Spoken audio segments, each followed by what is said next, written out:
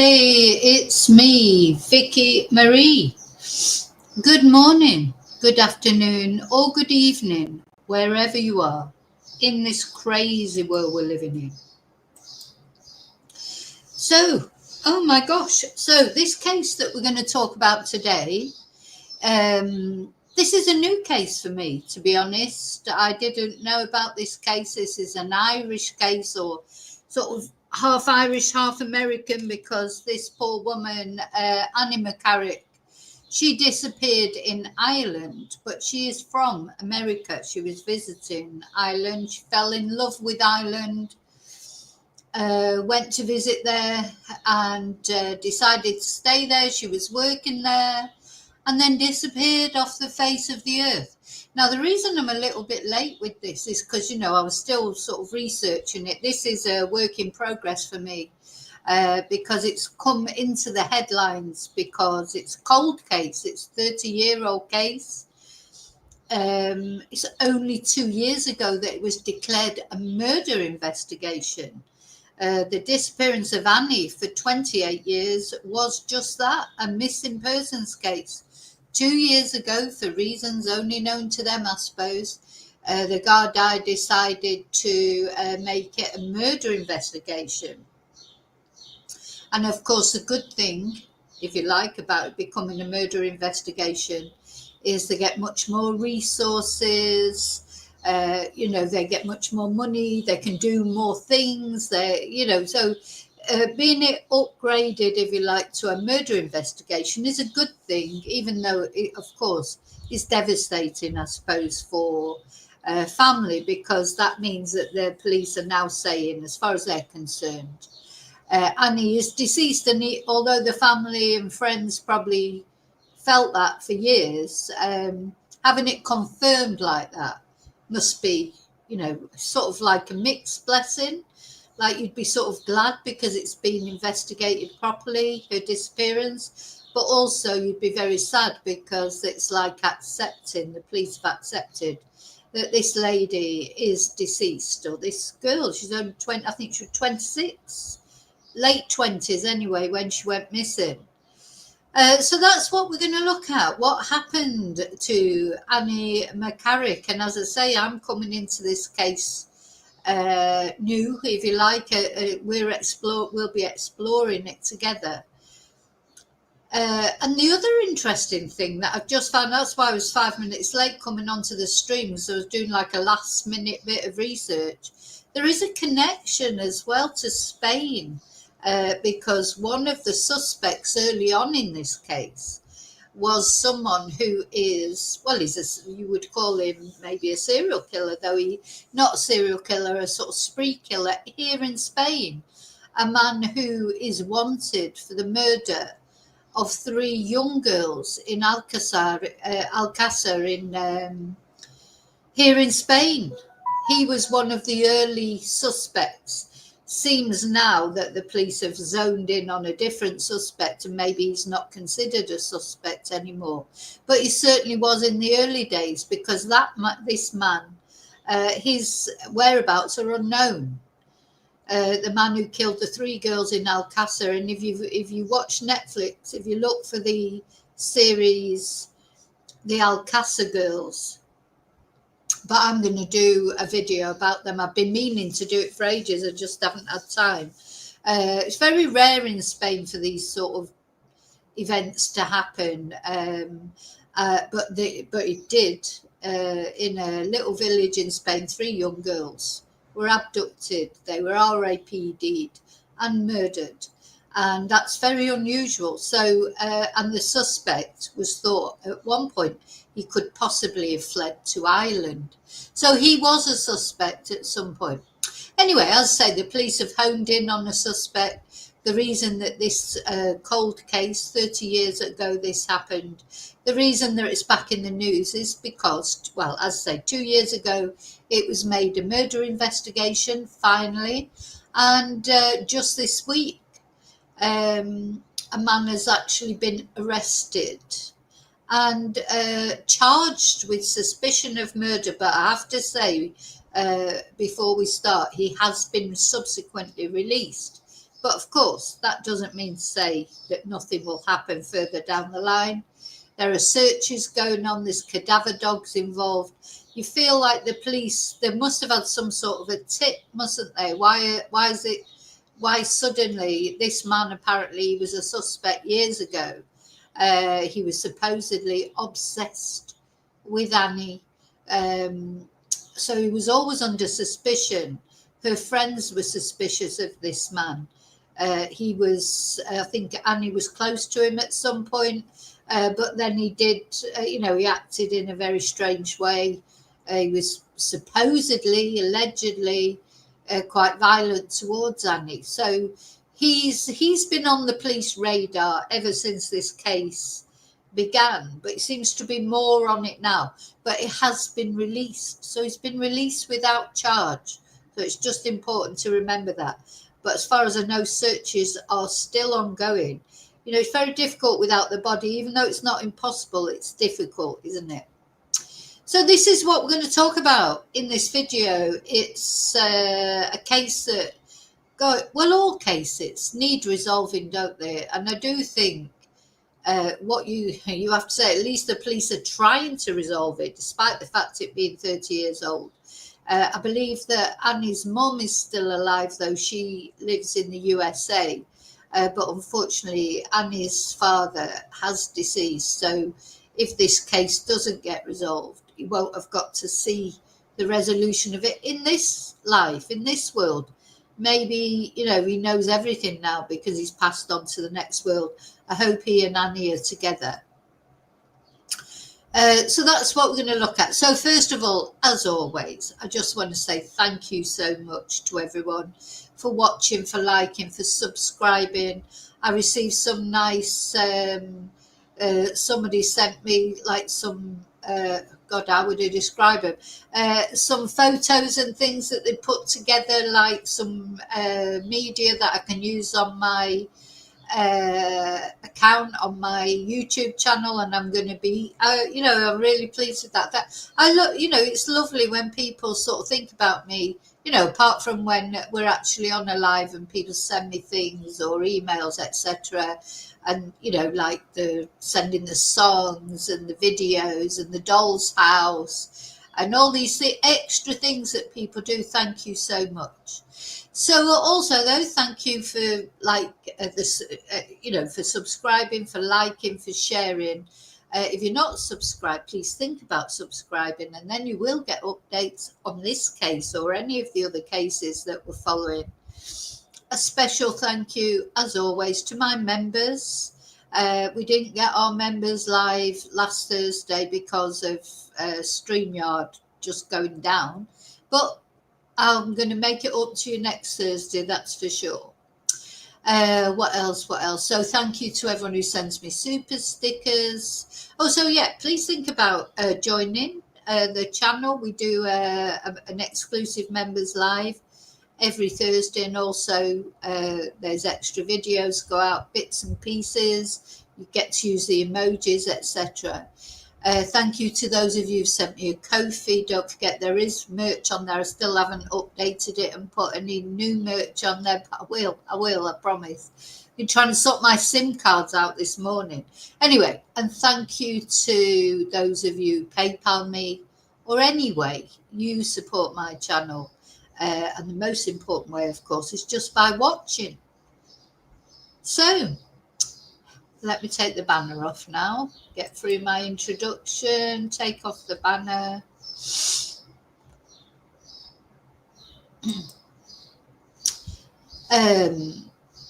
What's next? Hello, you lovely lurkers. Thank you for watching. Hello, replay crew. Thank you for watching, and thank you for caring about Annie. I mean, the thing is, I have a lot of Irish subscribers. And some of you will be watching on catch up about this, and probably especially in Ireland. This is a very famous case. It's almost like a Susie Lamplugh type case in Ireland, isn't it? But it's also part of a wider possibility, because there's something called the vanishing triangle in Ireland, there's a sort of circle of women that have gone missing in Ireland around a certain area, and there's been conjecture it could be a serial killer. Now, is it, or is Annie, was Annie killed because of who she knew, because of a stalker type relationship? Or is this part of a wider thing? And we're going to look at that briefly at the end, the vanishing triangle. But again, I need to do a video, just about that, because there's other women in that vanishing triangle, like Jojo Dullard as well. She's in there. There's a lot of sort of cases that maybe we know a bit about individually that are involved in this vanishing triangle in Ireland. Is there some, are they related, or is it just coincidence? It seems strange coincidence, doesn't it? But of course, Ireland is a sort of there are a lot of remote parts, so none of these bodies have been discovered. Anyway, I need to go into that in another video because I don't know enough about it now to just talk about it without research, but I will talk about it a little bit at the end just to let you know what this vanishing triangle is. Okay, now I'm coming into the chat. Say hello to all of you who are brave enough to go into the chat. Hi, Bluebell. Yeah, is it on Netflix? I don't know if this story is on Netflix, Bluebell. But yeah, strange that you were looking for it and now I'm doing a video on it. But we quite often have little connections, don't we? Hi, David. Hi, Lily Paulie. Hi, Swin. Hi, Sheep Farm in Australia. Hi, Daniel. Yeah, happy Saturday.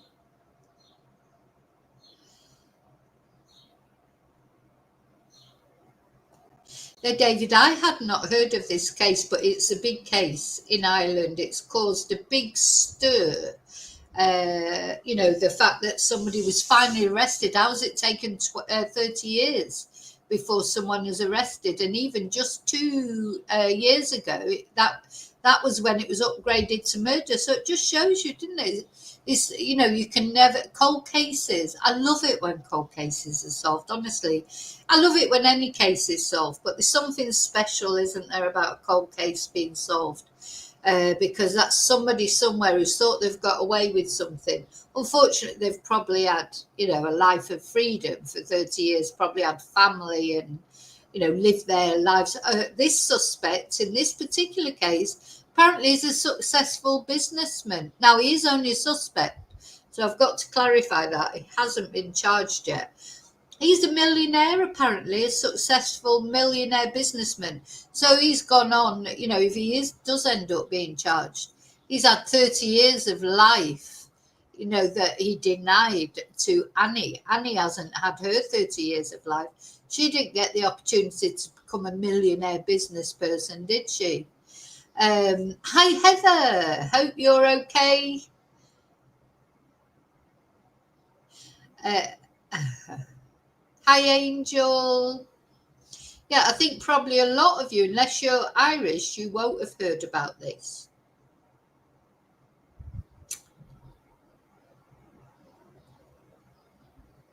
Sorry, I'm just whizzing through the chat a little bit. So, yeah.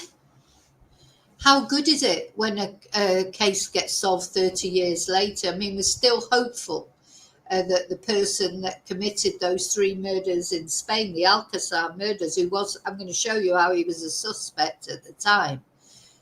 You're always hopeful that people will get caught.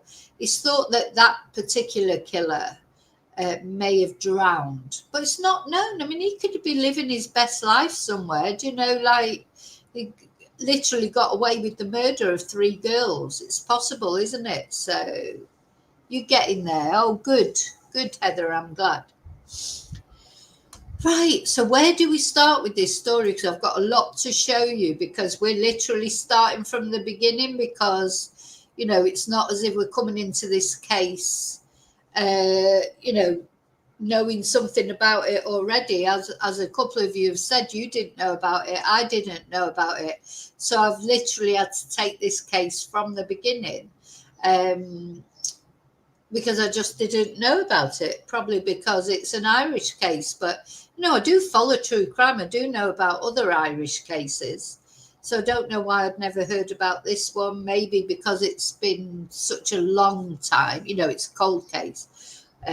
Obviously, things that happen currently in Ireland I normally get to hear of.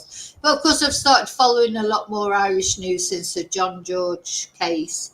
But I've covered a lot of Irish cases, really, over the years. Anyway, doesn't matter. I don't know. There's no point in me thinking, why have I not heard of it before? I haven't heard about it. And I know, a lot of you have been saying, even those of you that maybe are interested in true crime, haven't heard of this case. So poor Heather. Poor Heather. That's because I was just looking at Heather's comment. Poor Annie, 30 years she has not had justice, and her family and friends have not had justice. She never got a chance to live her life properly. She never got a chance to get married and have children. She was so young at the time, and she'd come to live in Ireland, or gone to live in Ireland, because she'd fallen in love with Ireland. She'd fallen in love with Ireland when she went there on holiday. So let's get a bit of the background of this.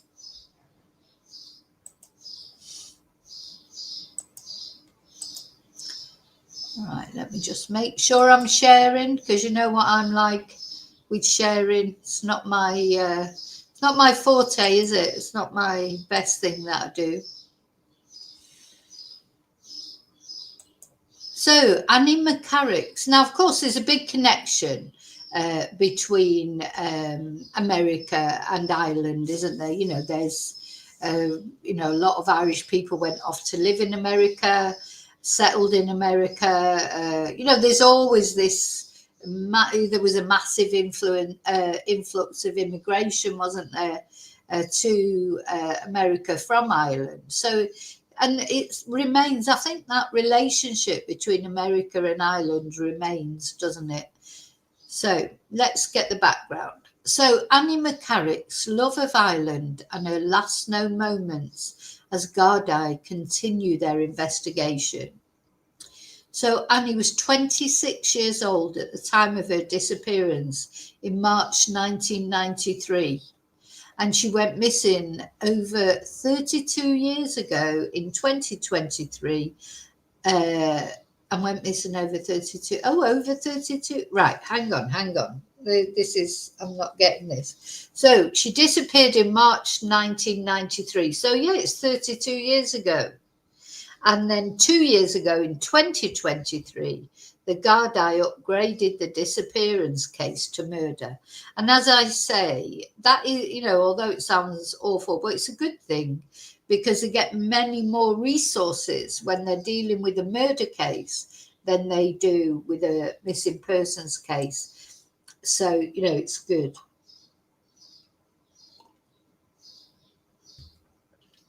It's all good. So here she is, but I'm going to show you a more close-up. Let's just have a little look at her. I've got a few photos here loaded up. This is Annie. She's smiling on all the photos. And bless her. And this, just to show, it will come up in this. This is the last confirmed sighting of Annie. Now, I just want to mention here, and it will come up as we're looking through things. There were unconfirmed sightings of Annie, like people had seen her. I don't think they're genuine sightings. I'm not saying that people are being nasty about it. The thing is, quite often, don't they, in missing persons cases, we've seen it a million times. People say, oh, yeah, I definitely saw them in such and such place, or I saw them getting on a bus, or I saw them in the Tesco up the road, etc. this is what happens, but the last confirmed sighting of Annie is this CCTV sighting. Now, just looking at that picture, she looks like she's looking behind her, doesn't she? But, we can't really put anything into that because we don't know. But she does look a little bit concerned, I think. But anyway, that's just the feeling that I get off it. But that's just my feeling. It means nothing. So she'd been to we'll see in a minute. She'd been to the shop and bought some stuff. And then she disappeared. So the investigation into the disappearance of Annie McCarrick continues, as Gardaí confirmed today that a man who was arrested as a murder suspect in the Annie McCarrick murder investigation has been released without charge. Annie was 26 years old at the time of her disappearance in March 1993 and went missing over 32 years ago. She was the only child of her father, John, who, as I say, is now deceased, and her mum, Nancy, and she came from New York in the USA. Her parents describe her as someone with a love of Ireland and a love of how Irish people live their lives. She first came to Ireland as a teenager on a school trip, and she wanted to come back to Ireland, which was a dream she made into reality in the late 1980s when she came to Dublin and Maynooth to pursue her studies. She then returned to New York in 1991, where she completed her studies at Stony Brook University in New York. Yes. 2 years later, in January 1993, she moved to Ireland on a permanent basis, and she rented an apartment at St. Catherine's Court in Sandymount, Dublin 4, with 2 housemates. Now, I don't know Dublin. Never been, unfortunately, to Ireland. I'd like to go. It's on my list. That's where I come from, or where my dad came from originally. So I would definitely love to visit Ireland, but I've never been. Let's just have a look at it, if I can get it up on Google Maps.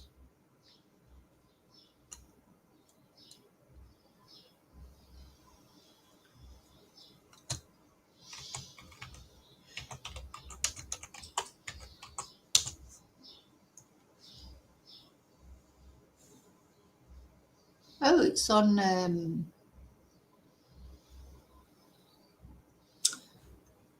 Right, okay, let's just share this.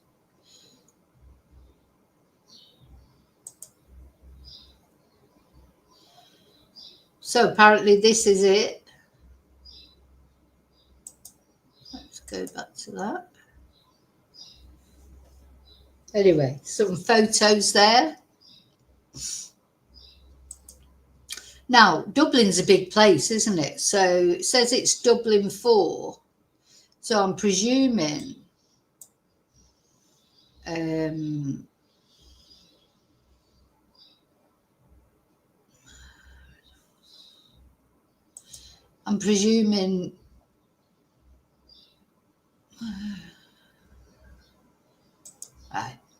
I think there's some maps on here, so right, I'm going to go back to this. Sorry, I should have prepared that, shouldn't I? Never mind. There'll probably be a map on here. But anyway, those of you who are in Ireland, you will probably know exactly where this... I don't even know where Sandymount is. I just don't know Ireland at all, unfortunately. So apparently on Friday, March the 26th, so we're just over being the anniversary, isn't it? Because we're on June the 14th. Annie chatted to both of her housemates before each of them travelled home separately for the weekend. So that's funny, isn't it? So she had 2 housemates, it looks like, and then they travelled home separately for the weekend. Did the person who did something to Annie, did they know you know, she was going to be alone. Did they know she was going to be alone for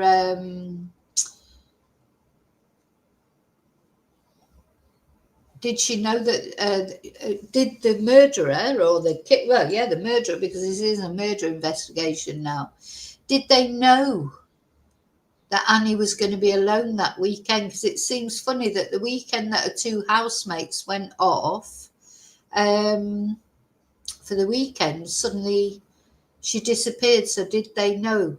I mean, the police definitely seem to think it's somebody who knew her. So, and did that person, whoever it was, know that Annie was going to be on her own? So she made plans with friends to have dinner at her home the next day on Saturday, March the 27th. And she was said to be excited for her mum, Nancy, to come and visit her the following week.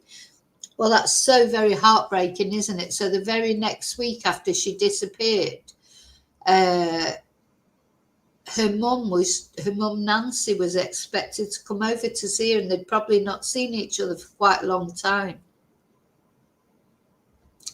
So she spoke to both her flatmates before they left separately, and Nancy, so that was the 26th of March, which was Friday, and her mum Nancy was due to arrive on the 30th of March. So literally just a couple of days before her mum was coming to visit her. Annie's friends came to their apartment as planned on Saturday evening and found she was not home. So don't forget, in those times there wouldn't be messages like WhatsApp and things like that. So if you'd made the plans to turn up on Saturday evening, you would just turn up on the Saturday evening.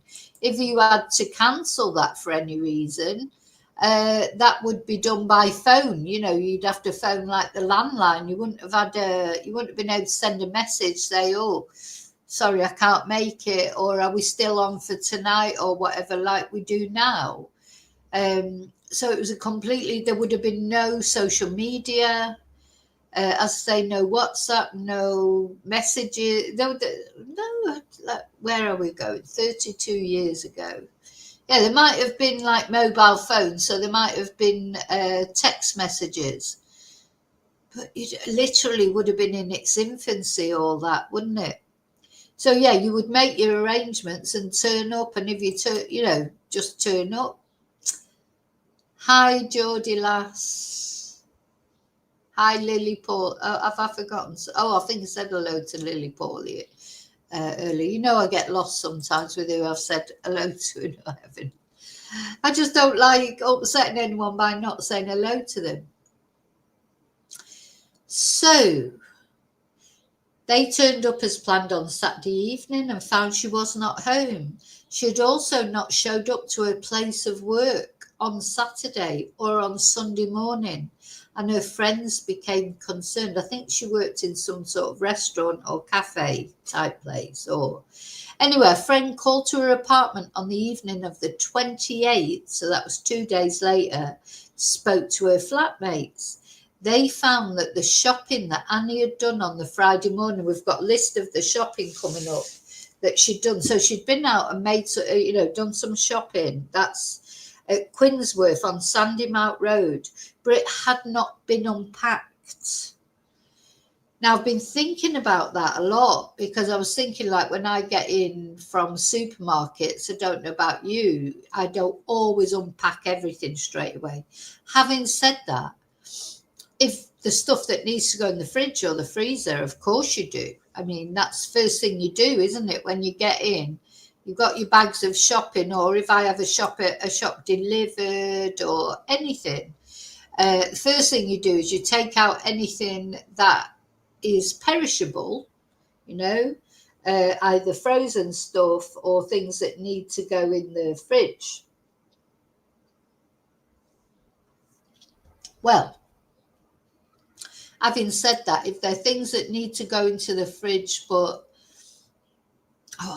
like mushrooms, for example, not urgent that they go into the fridge straight away, but if it's something like butter or milk and things, especially here in Spain when it's summer, you put away your perishable stuff first. Don't anything depends on your circumstances. I suppose if you lived in a cold place, wouldn't be so important to put your cold things away immediately, would it? But your frozen stuff you would definitely want to put away immediately.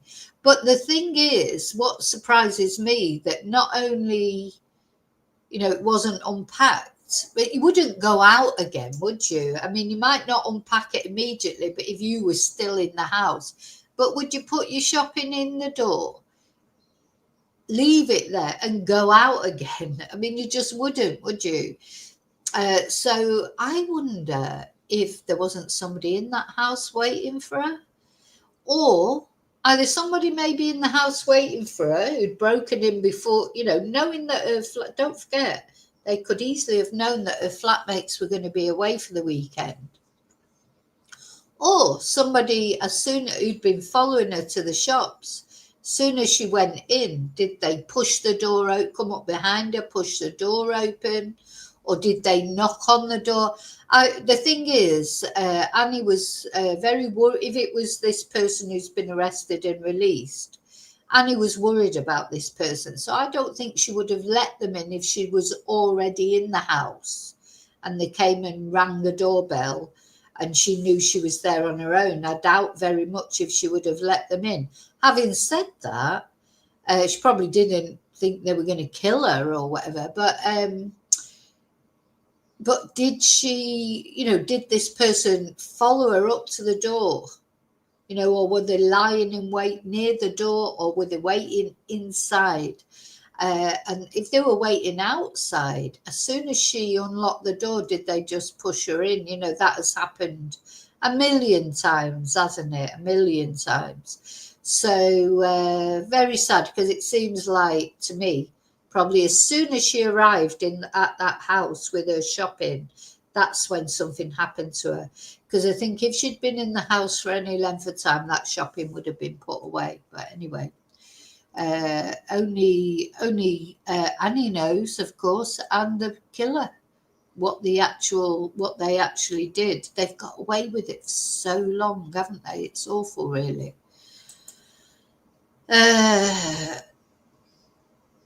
Yeah. So grocery shopping for these provisions is the last confirmed activity of Annie, with a receipt in the shopping bags which confirmed the date and time of purchase was the 26th of March at 11:02.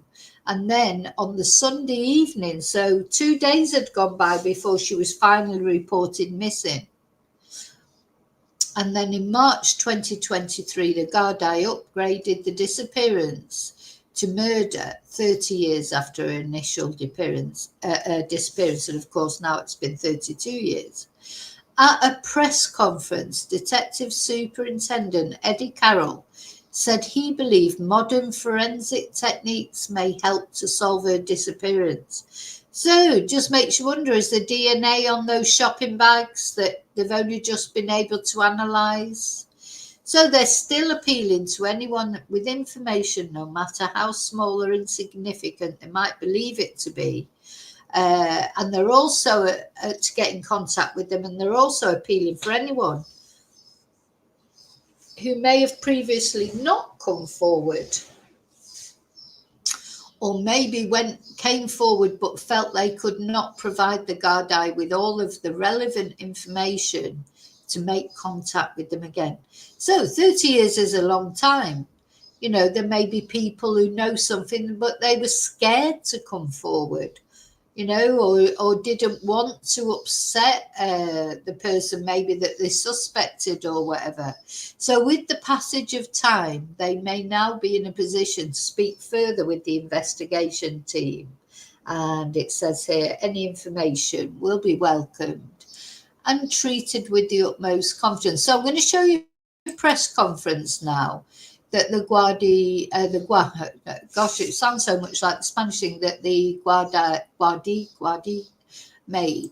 So I hope I'm pronouncing that right. Sorry if I'm not. Right, we're going here.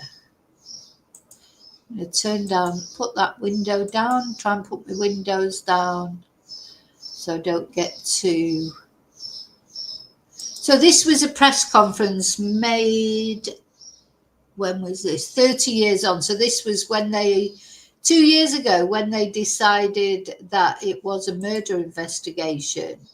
This is their press conference, I think. Let's have a listen. Annie McCarrick was born on the 21st of March 1967 and was 26 years old at the time of her disappearance on the 26th of March 1993. Annie was the only child of her father John, now deceased, and mother Nancy, who was originally from New York. Annie McCarrick visited Ireland as a teenager on a school trip. Annie's parents describe how she fell in love with Ireland and the Irish way of life, and how upon her return to New York, she indicated her intention to return to live in Ireland. In the late 1980s, Annie McCarrick completed third-level studies at St Patrick's College in Drumcondra and at St Patrick's College in Maynooth, before returning to New York in 1991, where she completed her studies at Stony Brook University, New York. Sorry, I just want to say, as usual, so she sounds like she's a person that had a lot to give to the world. Why is it always these lovely people, that are taken away by twonks? She seems like she was making a contribution.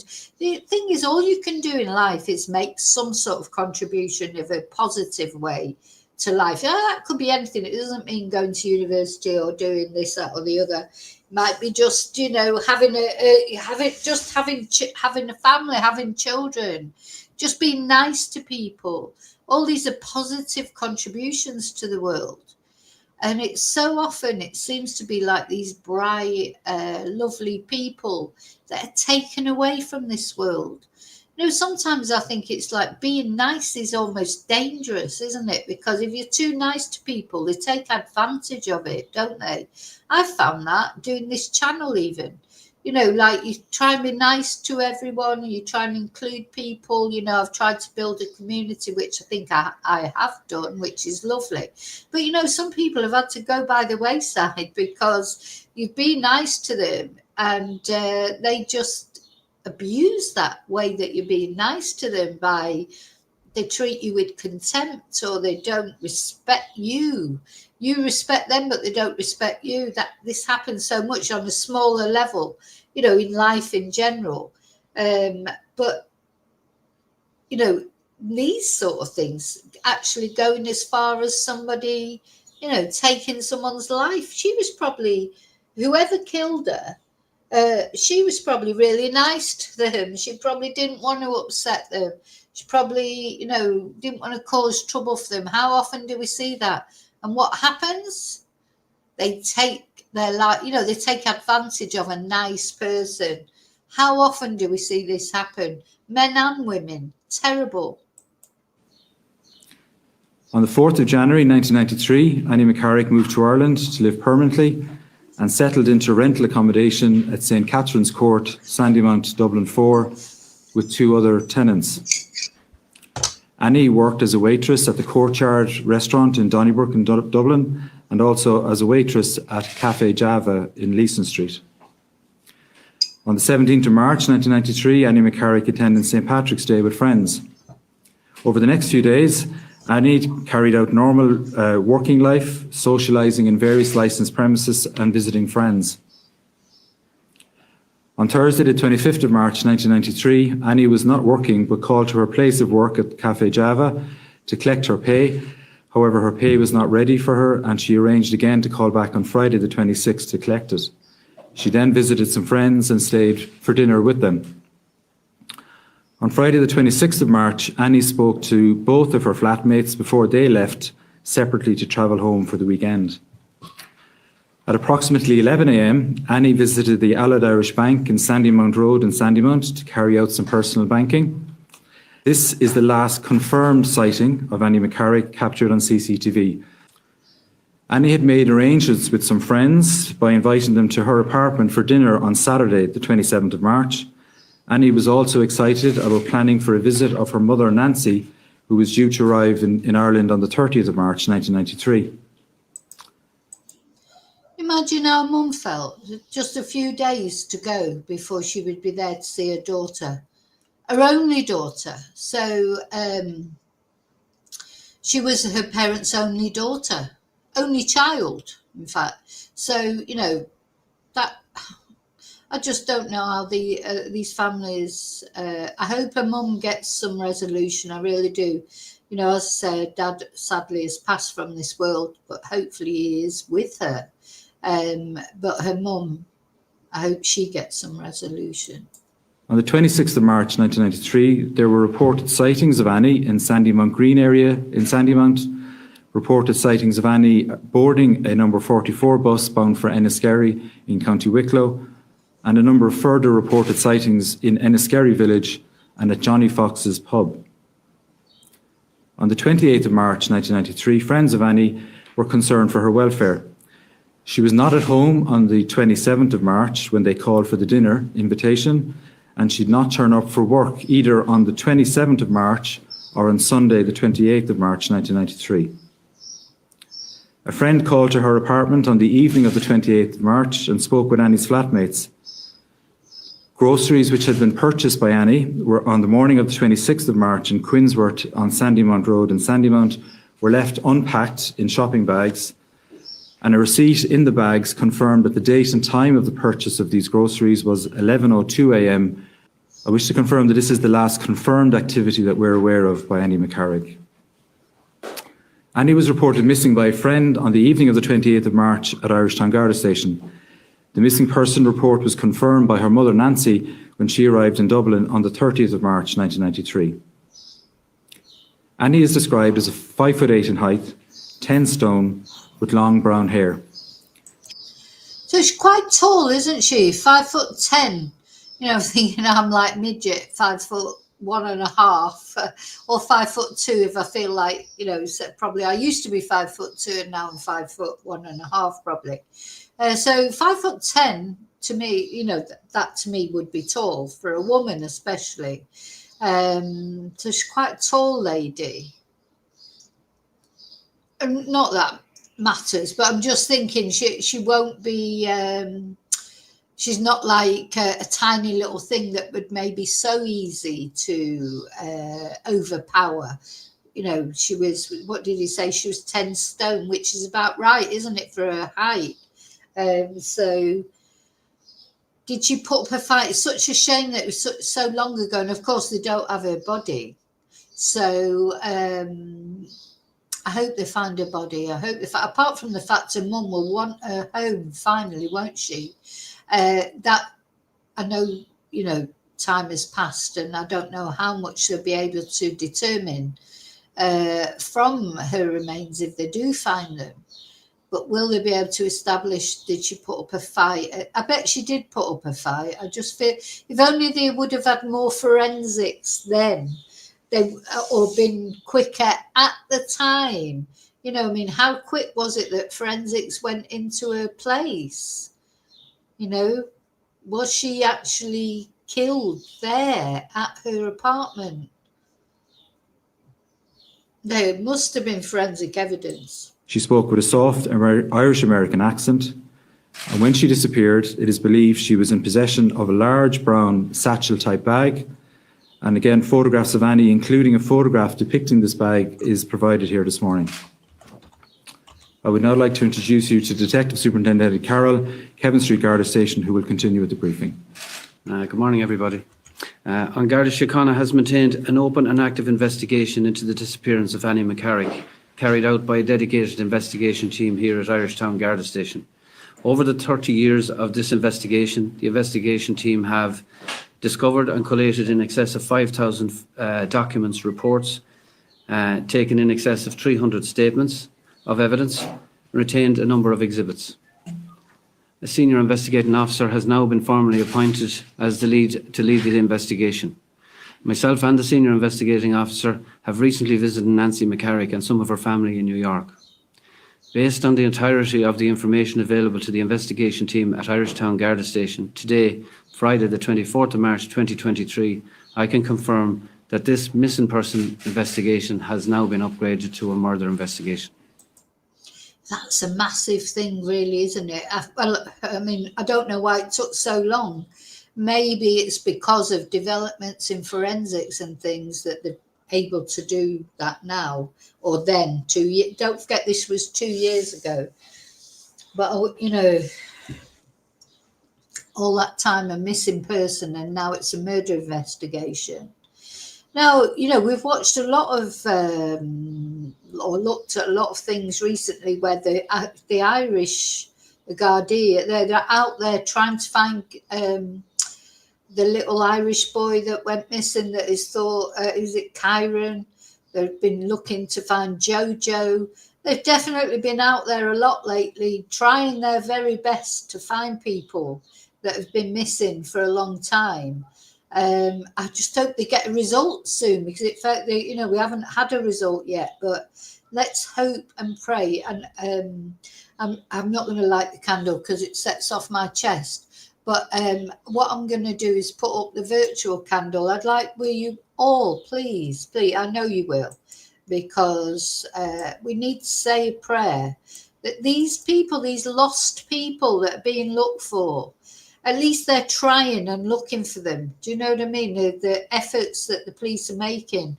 Let's hope and pray that they do come to some fruition, you know, for the families, because you can imagine, oh, thank you, all of you, for putting these candles up. You can imagine that the family, the mother especially, now her mum, this was her only child. She's lost her husband. So all she's got left now is to hope that she sees justice for whatever somebody did to her child. You know, let's hope so. So prayers, definitely, just need to say these prayers. This morning, I'm making a public appeal for information. I want to speak to any person who met, spoke with, or had any interaction with Annie McCarrick on the 26th of March 1993 or subsequently. There is a person or persons who have information on the disappearance of Annie McCarrick and her murder on or about the 26th of March 1993 who haven't yet spoken to Gardaí, or who may have spoken to us already but are not in a position, or were not in a position, to tell us everything at the time that they spoke with us. I want to speak with any person who has any information on the large brown satchel-type handbag, which is believed that Annie... Oh, that's interesting. So where is the satchel? So look at this picture of Annie with her satchel. So that obviously then they said it's believed that Annie was in possession of. So where is that satchel? That's going to be key, isn't it? Oh, that's a good idea, Angel. Yeah, that's a good idea. Maybe I should go for that. Yeah, because they or, you know, you try and get unperfumed candles, but they always sell off. You know, I'm like, I don't need anything to set my voice off, because just the use of my voice can make it, you know, because I talk so much, and not only on these videos, but of course in class, you know, everything I do is about talking. That's why I don't talk to anyone, except when I'm on YouTube or in class. I'm like, you know, dead miserable apart from that. No, I'm not. But that's a good idea. Yeah, I'm going to look into that. Yeah. So yeah, look at this satchel. Where is it? Do you know where it is? If you're watching this and you know any, you know, maybe you've seen this satchel years ago. They were very popular at one point. I had something similar to that when I was young. They were really popular, weren't they? Sorry, just carry on. He was in possession of when she went missing. I'm appealing to those persons 30 years later. Please come forward and speak to the investigation team. The primary focus of this investigation is the victim, Annie McCarrick, and her family. Annie's father, John, has passed away without knowing what happened to his daughter. Annie's mother, Nancy, deserves to know the truth. She deserves to know what happened to her daughter on or about the 26th of March 1993. She's waiting 30 years for those answers. God. I and the investigation team are determined to gather all information and evidence available to us to find answers and to bring the matter to a positive conclusion. I have made this commitment to Nancy and to her family. I would urge any person or persons with information in relation to the murder of Annie McCarrick to please come forward to either the investigation team at Irishtown Garda Station on 01 666 9600. That's 01 666 9600.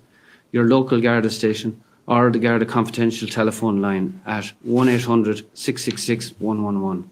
1800 666 111. I appeal to any person who has information relative to Annie's murder not to assume we know and or that it has limited value. Let us make that decision, please. So that was 2 years ago when the inquiry was,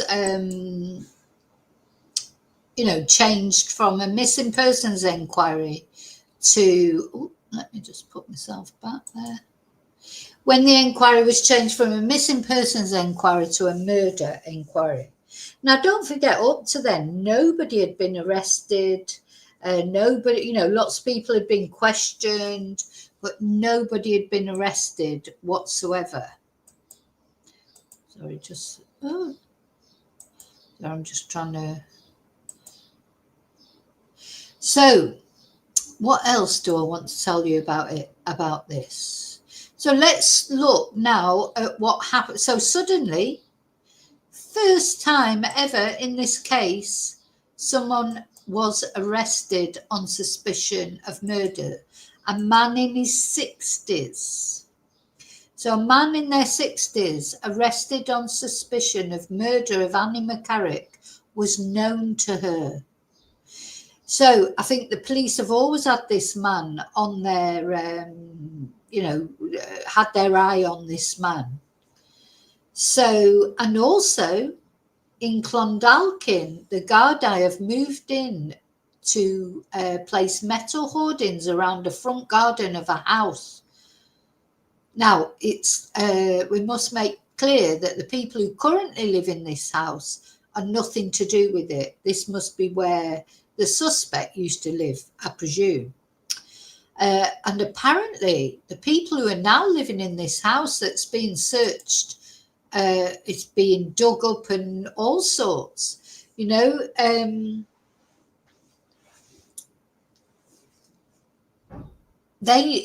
are nothing to do with it, but I presume they've had to move out the house while the police dig it all up, the garden. They've apparently did a lot of reformations on this house. And you just feel for them, don't you? Imagine just a knock on the door suddenly. Oh, by the way, we think that murder might have been committed in your house. We need to dig up the garden. We need to get all the floors up. We need to do this, that and the other. Check for forensics. I presume the police put them up in a hotel somewhere, you would imagine. I mean, surely they don't expect them to find somewhere to live themselves. But I don't know. I don't know what the procedure is, but just imagine it. And all your lovely house that you've had done up, and remodeled, as they call it in America, or you've had your reformations done. And then suddenly the police are there digging it all up, looking for evidence in a murder case. And not only a murder case, but probably one of the most famous murder cases in Ireland, apparently. I mean, it just doesn't bear thinking about, does it?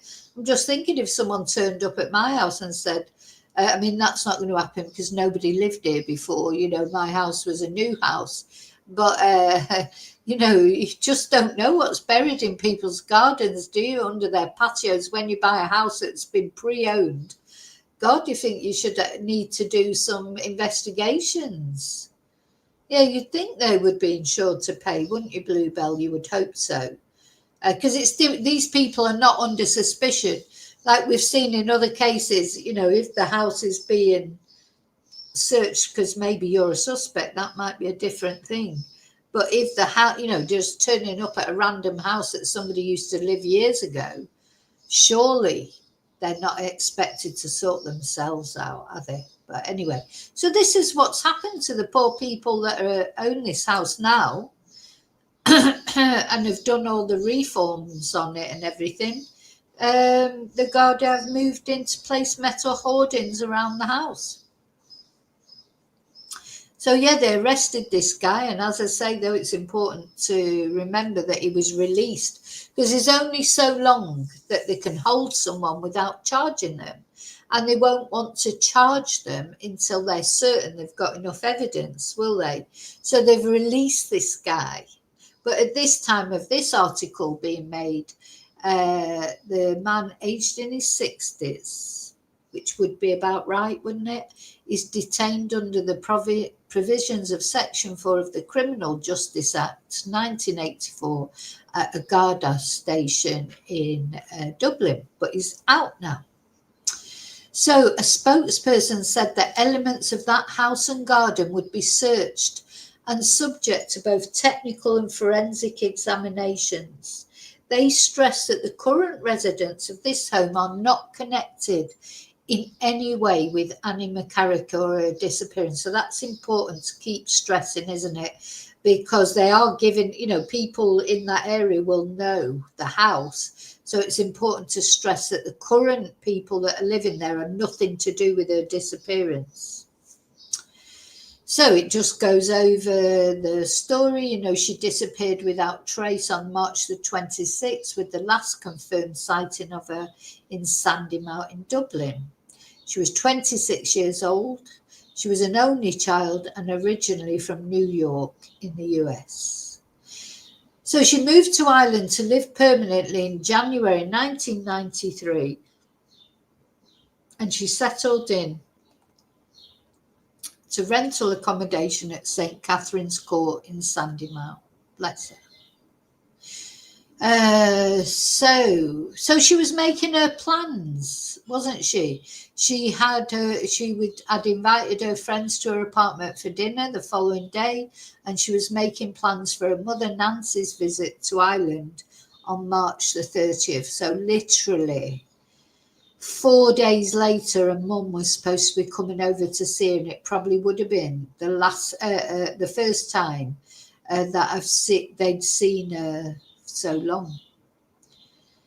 So here we go. Basically, here's the map. So you've got number 1 is where Annie McCarrick lived. Number 2 is the last official sighting, and number 3 is where is it? Oh, the police station where the suspect was being interviewed. And of course, goes on to say about her shopping being unpacked. I think that's relevant, isn't it? We're going to have a look at the receipt in a minute. That's the last confirmed sighting. And then the missing person report was confirmed by her mother, Nancy, when she arrived. So she did arrive on the 30th. So she's, that trip would have been planned with such excitement, wouldn't it? Seeing her daughter after all that time, a couple of good few months since she'd seen her. And in the end, she ended up going there just to confirm that her daughter was a missing person.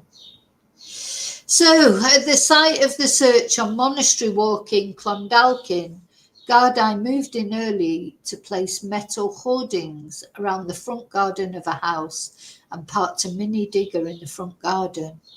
Other equipment including a concrete saw, was also brought to the house, and the current occupiers of the house are not in any way the subject of the investigation. Members of the Garda Technical Bureau arrived at 10 a.m. and a number of detectives could be seen going in and out of the property. It's understood the house has been heavily renovated and extended in recent years. Oh my God, they're just going to tear it up, aren't they? And its current footprint extends beyond the footprint of the original house when it was built, and the property has a long, narrow garden to the rear. So the monastery estate in Clondalkin is a mature estate of detached and semi-detached houses, and Monastery Walk itself is a long cul-de-sac. I've got some photos to show you in a moment. Neighbours said they were surprised and curious to see if the search would yield anything of evidential value that could progress the case. And because Miss Carrick disappeared more than 30 years ago, many of the current residents of Monastery Walk were not living in the estate at the time. Oh, bless. Bless, bless, bless. So one of them said, I was walking the dog this morning and I could see the hoarding being put up at the house. And I thought maybe the owners were getting building work done. But then I could see a few guys in suits arriving and talking with the men putting up the hoarding. And then the Garda vans and vehicles started to arrive. We didn't know what was happening, but then we started to see the news reports. I hope they find something that will bring answers to her family.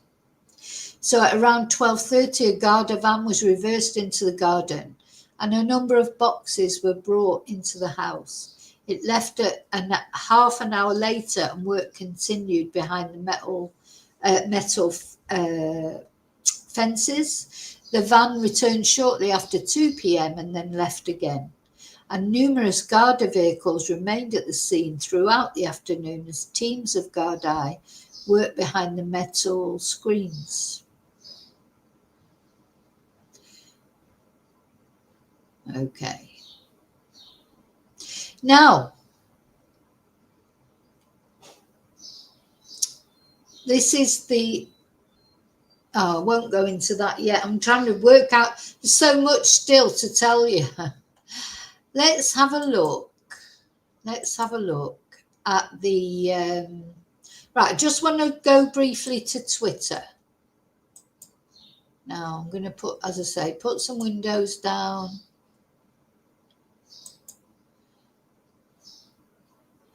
So if we go on to Twitter, there's a lot of, look, here's the house now. See the,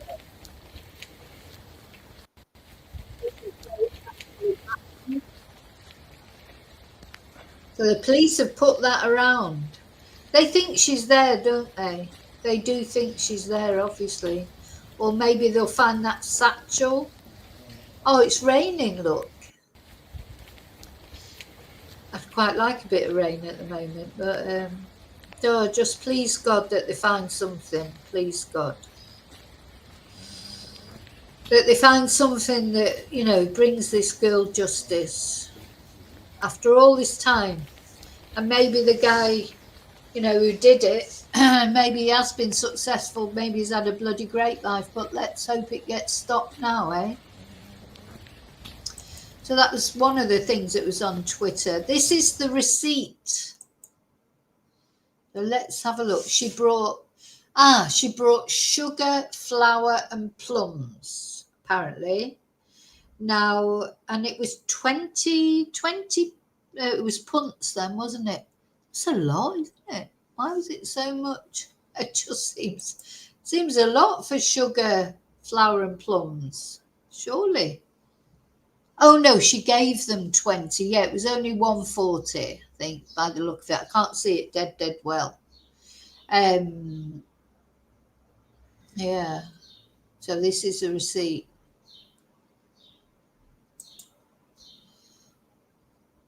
It was sugar, flour and plums. So yeah, millionaire businessman arrested.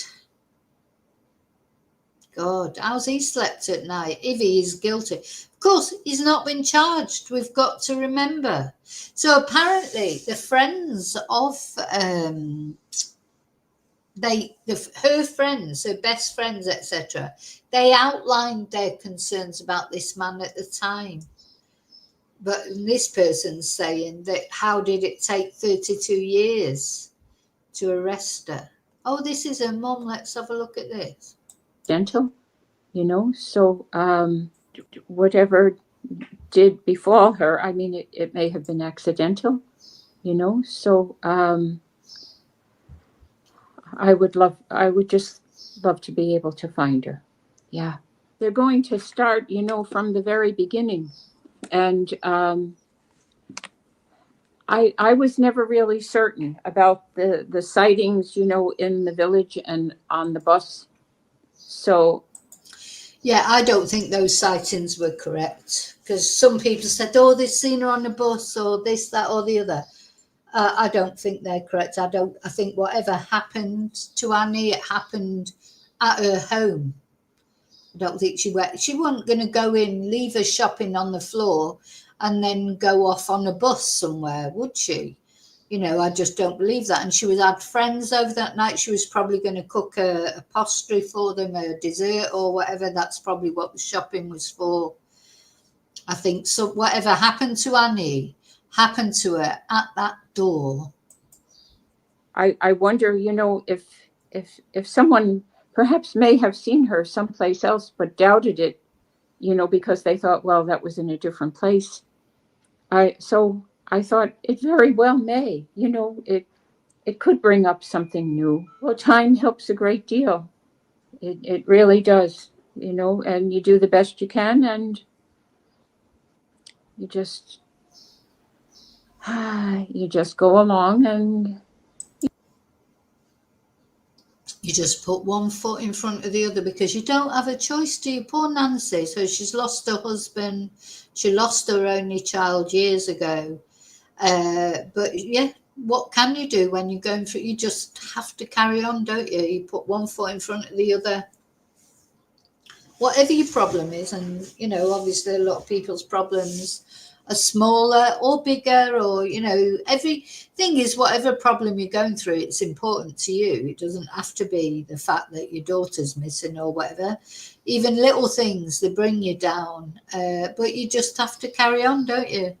It's what we all do day in, day out. We get up in the morning and it's another day.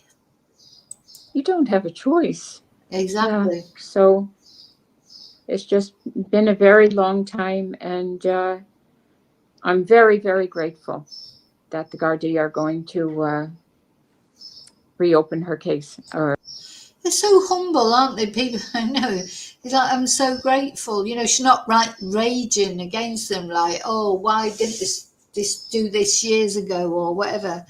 Just so nice, so sweet. Quite often you see this. And then you've got some twonk there. Somebody's killed Annie. Somebody, whether it's this guy or not, somebody has. They're just living their best life. Or upgrade her case. Yes, very grateful. Right, let's see. Is there any? Oh, there's something else I wanted to show you was. Oh, there's the cadaver dogs arriving. Oh, they're good. They'll find them. They'll find them. If you know, if she can be found, they will find her. And I just wanted to show you this from.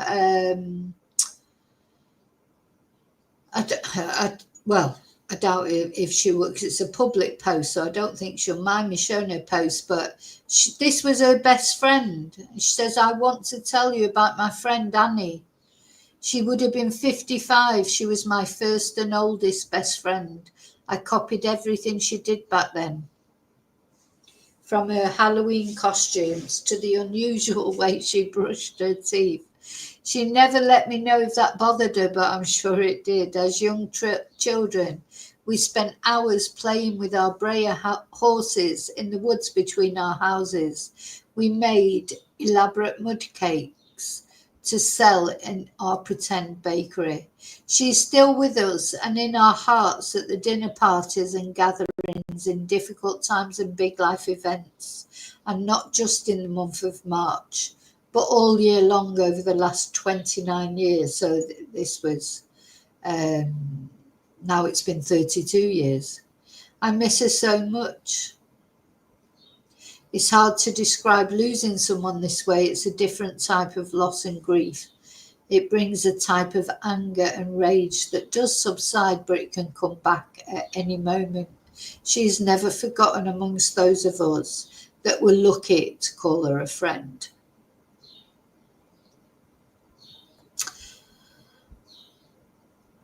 I remember being jealous of Ireland because it was taking her away from us. She was a true romantic with a big heart. She was an original in everything she did. She was the type of friend that left an indelible mark on your life. To this day, if I'm doing something creative, I always consider, what would she say about it? Would she be proud of me? So she shared these photos of Annie when she was young. Oh. Oh, look.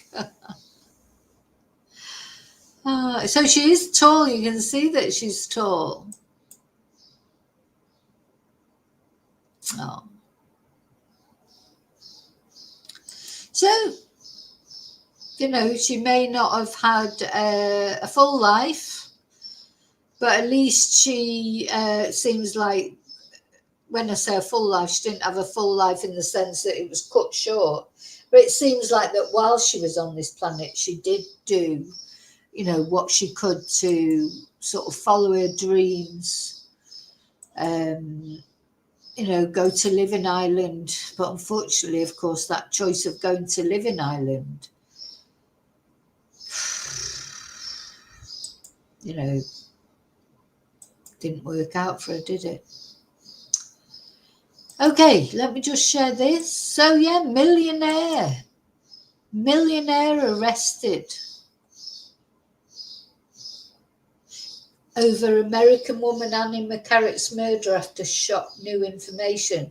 Well, of course, we don't know what the new information was, but he's apparently a respectable businessman and owns several properties with combined values of more than 1 million euros it will be now.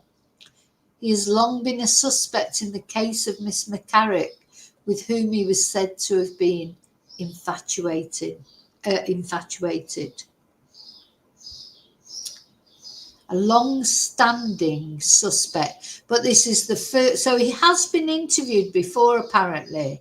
He supposedly had an obsession with Annie. But of course, he's been released. So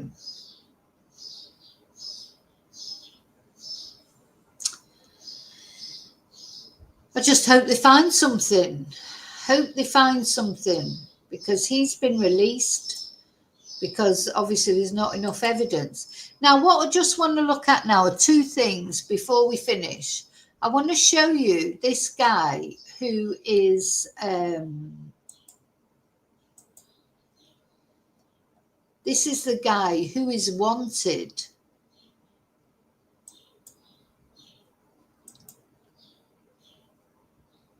Just looking on this Antonio Angles. He was born in Brazil, but he went to live in Spain, and he's the one that killed these 3 girls in Spain, in Alcázar in Spain. And I am going to do a video about that. He killed 3 young girls, Desiree Hernandez, Miriam Garcia, and Antonio Gomez, 2 14-year-olds and 1 15-year-old. And but he fled. He escaped through the window, apparently. As the police went to his home, he escaped through the window and off he went. And he was thought to have gone to Dublin. So there was some conjecture at the time that maybe he had something to do with it. Let me try and find him, find a photo of him. Oh, yeah.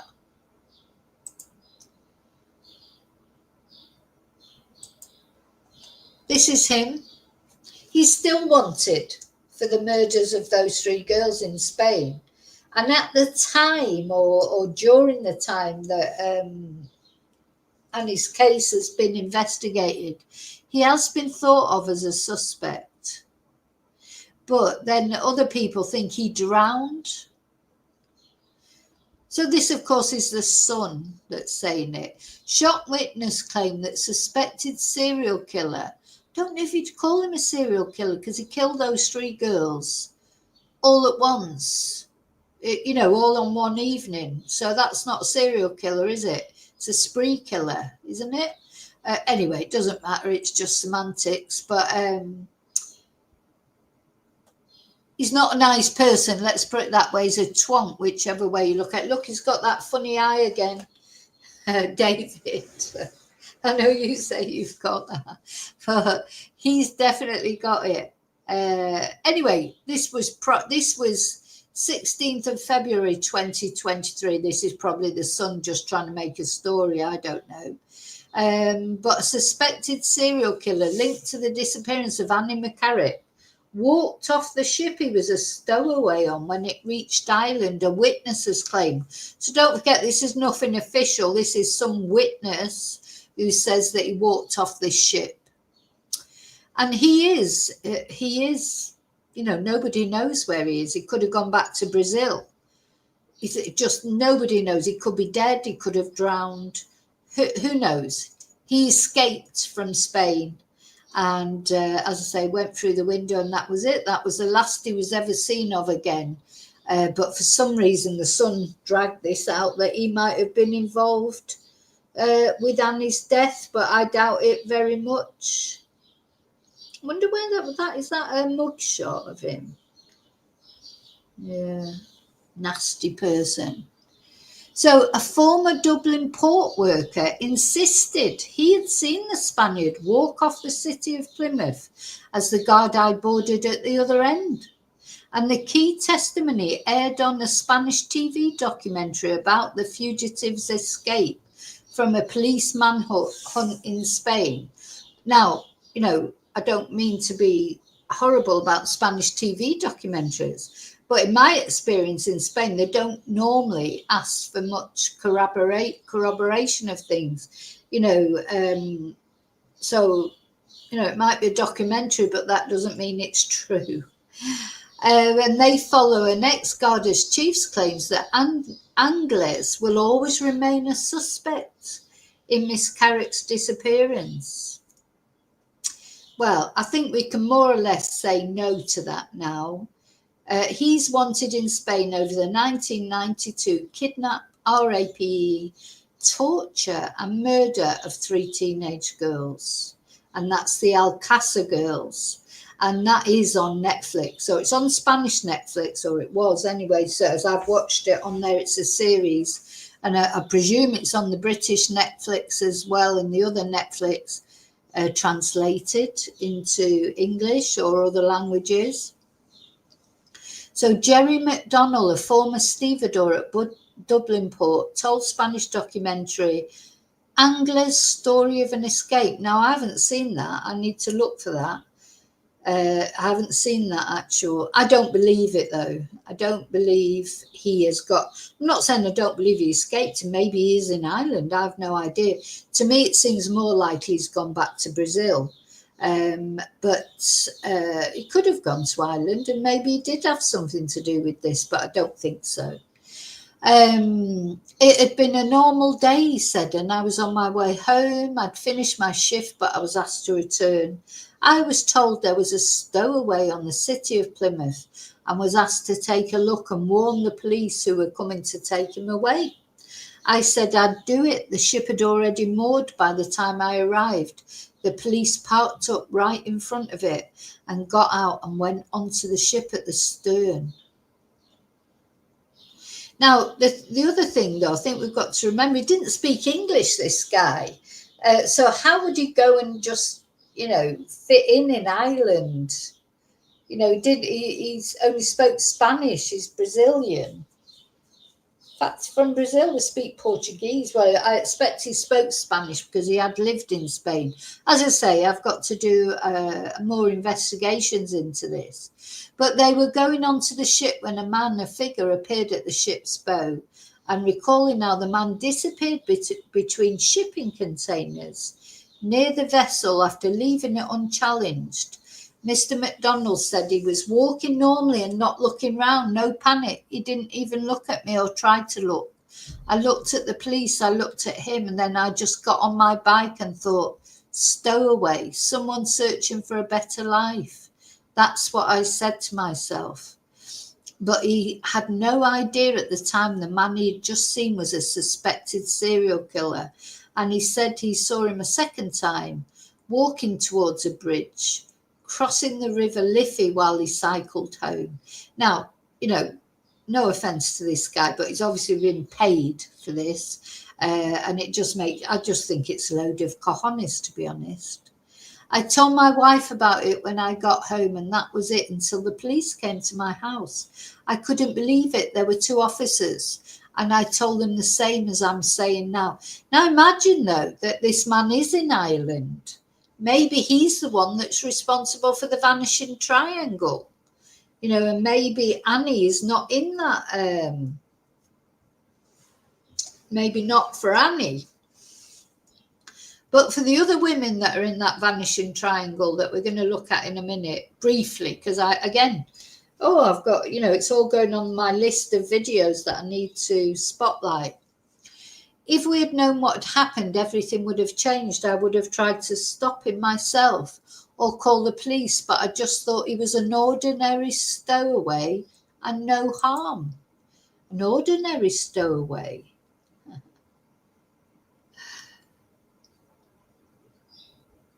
An ordinary stowaway. I mean, the thing that you can be 100% certain of when we look into the Alcázar girls, the way those girls were killed, kidnapped, tortured, RAPD'd and murdered and just left like rubbish in a Casa de Campo in Spain. Casa de Campo is like a ruined house out in the country. There's no doubt that guy, that whatever his name, Angelo or Angles, that won't be his last time that he'll do it. It probably wasn't the first time he's done it, because it wasn't a crime of passion. It wasn't something, that sometimes people kill in the heat of the moment. It wasn't that. These girls were kidnapped. It was deliberate. It was planned. And he'd probably done it before, and he'll probably do it again. So he could be in Ireland doing that, but I don't think he had perhaps anything to do with Annie. And he said, I will never forget it. It's still ingrained on my brain. It will never leave me. And Detective Sergeant Alan Bailey told the documentary, I'm going to look out for that documentary, Angles will remain a person of interest until we know what happened with Annie McCarrick. Well, are they getting clearer to knowing? Was it nothing to do with this guy? I don't think it was anything to do with him, but, where is he? Is he still alive?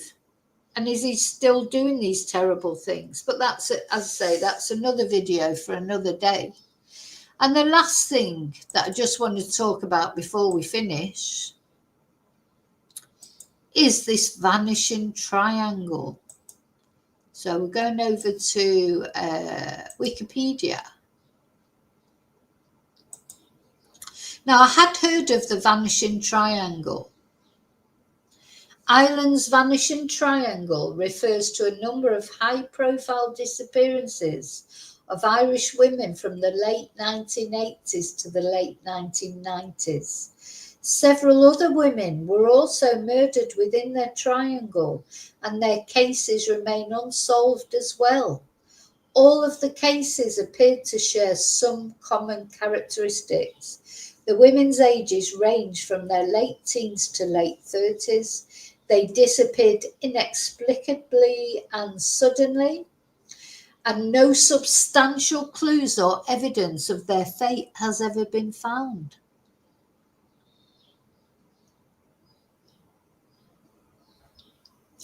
Despite large-scale searches and campaigns by the Gardaí to find them, Gardaí believe their remains are likely to be buried in remote fields, bogs and forests. Oh dear. So this triangle is in the eastern part of Ireland, roughly the boundaries of Leinster, in an 80-mile area outside Dublin.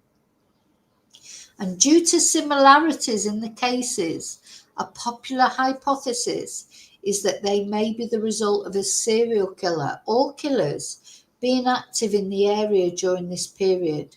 The cases of these women, missing women, feature in the Irish media periodically, and the disappearances have been the subject in a number of unsolved crime documentaries. Gardaí set up an investigation task force in September 1998 called Operation Trace to focus on the unsolved disappearances and homicides. But to date, this has failed to turn up any substantial clues to the fate of the women, despite a £10,000 reward offered for any information resulting in the recovery of her body. And look, here we've got all the people, the women. So we've got Annie McCarrick. It's McCarrick, isn't it? It's not mechanic. Anyway, she disappeared on the 26th of March. We've just been looking at her case. Eva Brennan, I haven't covered her case, so that's a case I need to look at. Jojo Dullard. Now, we did cover her case, and there were some excavations done in her case, weren't there? But nothing was found. Fiona Pender. Now, I've sort of seen little bits about that, but I don't know enough to comment on it. I don't know anything about Fiona Sinnott. Clara Breen, I don't know anything about. That was in Dundalk in 1998. And Deirdre Jacob, I don't know anything about, in Newbridge. And I don't like the fact that the ones that I don't know about, their names need to be out there, don't they? So rest assured, I will be doing a video about this vanishing triangle. So the cases we have looked at, of course, now, Annie McCarrick, what we've just looked at. As I say, I don't know about Eva Brennan. She was depressed at the time. So Eva Brennan, 39. She was depressed at the time. She disappeared when she left a family lunch at her parents' home after a small argument in Terranor, Dublin. And then her father went to her apartment because she hadn't been to the family home for 2 days. So, again, I'm not going to go into this in depth now because this video has been about Annie, but I am going to go into it. Imelda Keenan. Don't know anything about Imelda.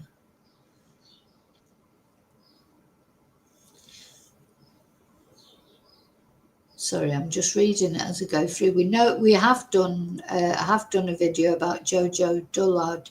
She'd missed her bus home. I remember that, and she was on the phone to a friend, wasn't she, and said that someone had stopped to pick her up. She was hitchhiking.